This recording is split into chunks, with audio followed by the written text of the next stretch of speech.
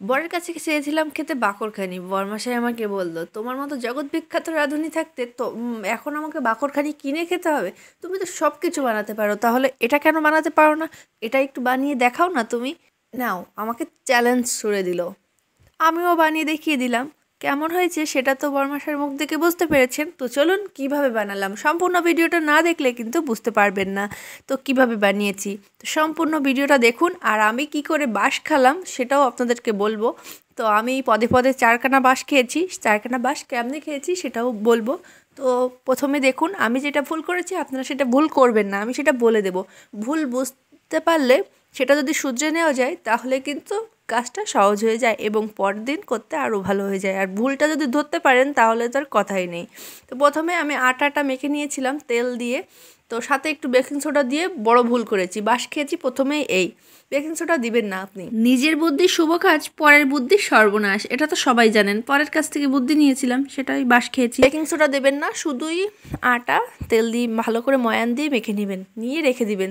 দিয়ে এরকম একটা রুটি বানিয়ে নেবেন। তারপরে চিনি, ঘি, আর হচ্ছে এখানে ঘি কথা শুনলে আমার বরমশাই এবার পেটাবে।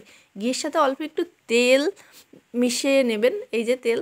তো প্রথমে তেল দিয়ে নেবেন রুটির উপর, তারপরে হচ্ছে আপনি দিয়ে নেবেন আটা, তারপরে দিবেন চিনি। এরকম করে লেয়ার করতে করতে ভাঁজ দিতে হবে। তো ভাঁজটাও হয়তো দেখেছেন, দেখে হয়তো বুঝতে হবে আপনাদেরকে।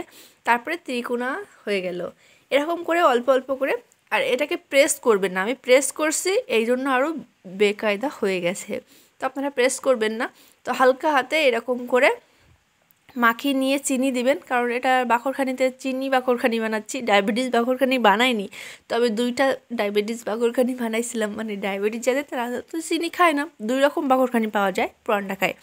তো পুরান ঢাকার ইতিহাস ও ঐতিহ্যে ভরা, তার মধ্যে এই খাবারটা সবথেকে জনপ্রিয় অনেক আগে থেকে। তো দেখেছেন কিভাবে মুড়িয়ে নিয়েছি, আমার হাতের দিকে লক্ষ্য তো করতে হবে আর কথার দিকে শুনতে হবে। তো এই যে দেখুন কিভাবে মুড়িয়ে নিচ্ছি, নিয়ে পিছন দিক দিয়ে দিয়ে এবার বেলে নেব। তো বাঁশটা আমি এখানেই খেয়েছি, এইটা পাতলা করে বেলে ফেলেছি। পাতলা করে বেলা যাবে না, একটু পুরো করে বেলতে হবে। পাতলা করে আমি ভাবছি বড় করে দিই, তাড়াতাড়ি হয়ে যাবে।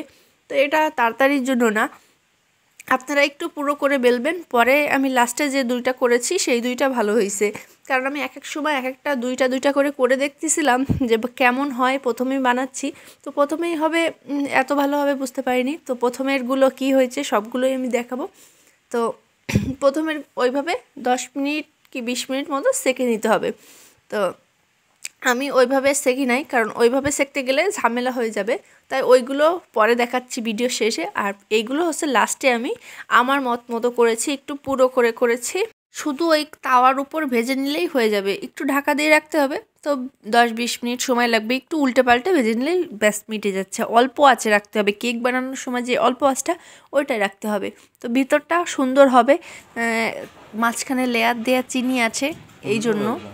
ডায়াবেটিস বাকরখানি প্রথমে যে বাটি ঠাটি দিয়েছিলাম ওই বাটি ঠাটি দেওয়ার কোনো প্রয়োজন নেই, বাটি দিলে পুড়ে যাবে। কিন্তু আমি যেটা ভুল করেছি আপনারা সেটা ভুল করবেন না। এর যে পাতলা করে বেলেছিলাম আর বাটির ভিতর দিয়েছিলাম এই জন্য পুড়ে গেছে। কিন্তু প্রথমবার ভুল করেছি, দ্বিতীয়বার শুধরে নিয়েছি, ব্যাস মিটে গেছে।